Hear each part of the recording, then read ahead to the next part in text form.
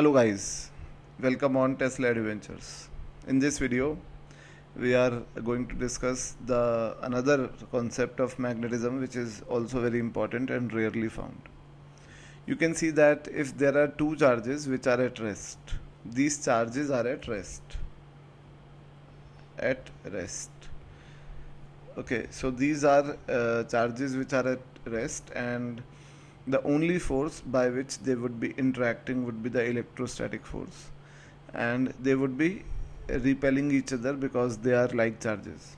So we can say that this electrostatic force will be obeying the Newton's laws, because this is the only force acting between them.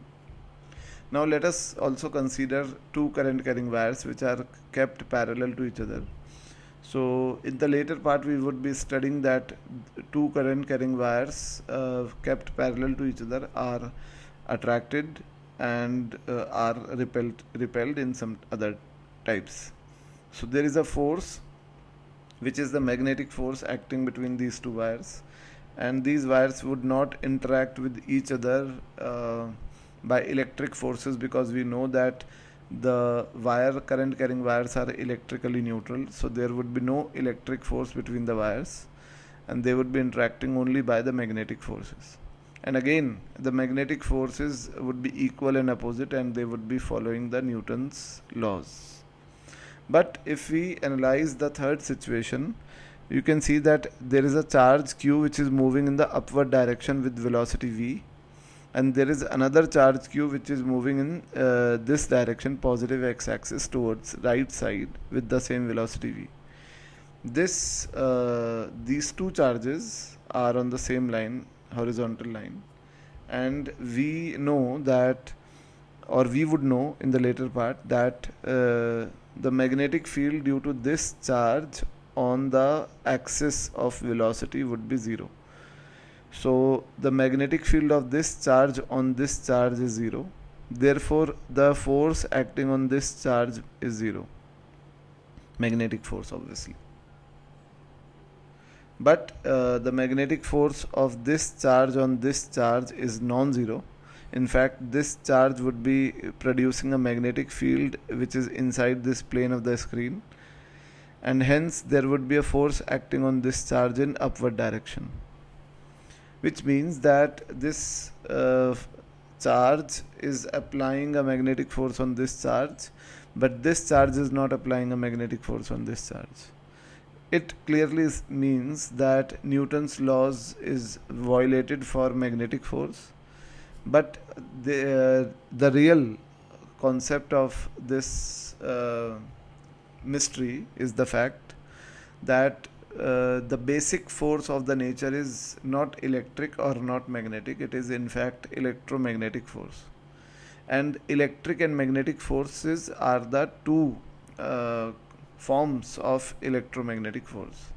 Let me give you an example. Let us suppose that there is a block which is kept on a rough floor.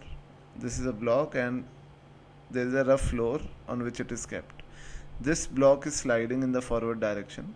So obviously we can say that the friction would be acting in the block, on the block, in the backward direction, and the normal reaction would be acting in the upward direction. So if someone asks you a question that what are the number of forces that this ground is applying on the block, okay, what are the number of forces that this ground is applying on the block? So you might answer 2, because you are clearly watching N and F. But in fact there is only one force that this ground is applying on the block, that is net contact force in this direction, and these are just two components of this force. In the similar way, any charges attract any two charges or any two wires or these kind of things interact with each other by electromagnetic forces, and sometimes this complete electromagnetic force is electric, like in this case. Sometimes this complete electromagnetic force is magnetic, like in this case, and sometimes this complete electromagnetic force is the vector sum of magnetic and electric forces.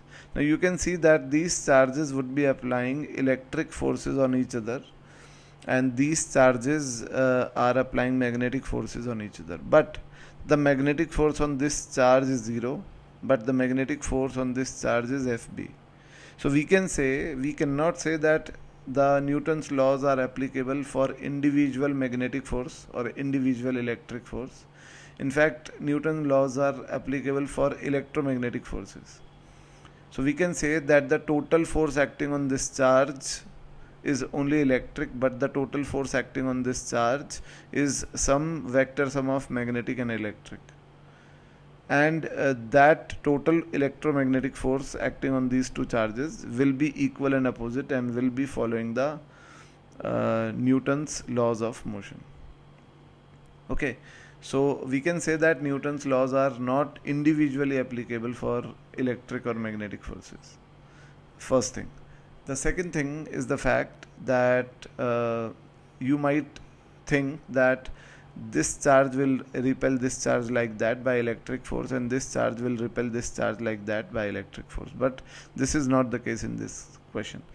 You are committing a mistake by analyzing the electric force like that, because these are not static charges, and when we analyze that they will repel like that, then we are assuming that they are producing electrostatic force. But this is not the case in this case, because these charges are in motion, so they would be creating an electric field which is quite different from the electrostatic field. And I have also explained in the first video of magnetism that how a moving charge creates the electric field.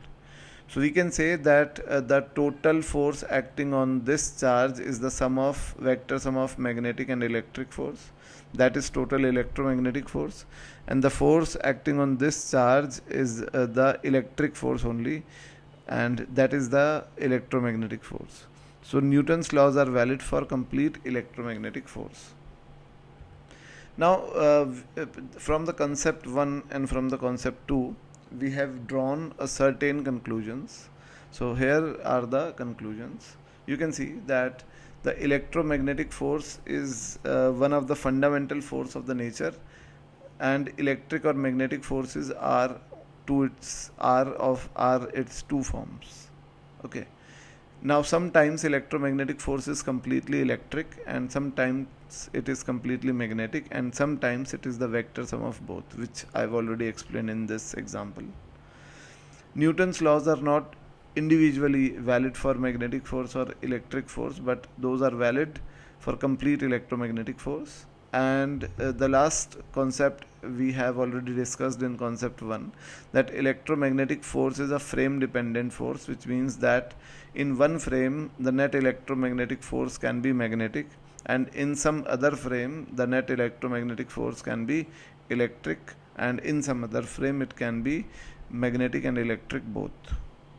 So obviously electromagnetic forces are frame dependent. So guys, I hope that this you are finding this concept very rare and very interesting, and these kind of concepts would be uploaded further also on Tesla Adventures, and this is the only channel in which you would be getting all the concepts from 0 level to highest level of that particular curriculum of physics. So keep subscribing more and more, keep spreading the channel, and I would be encouraged to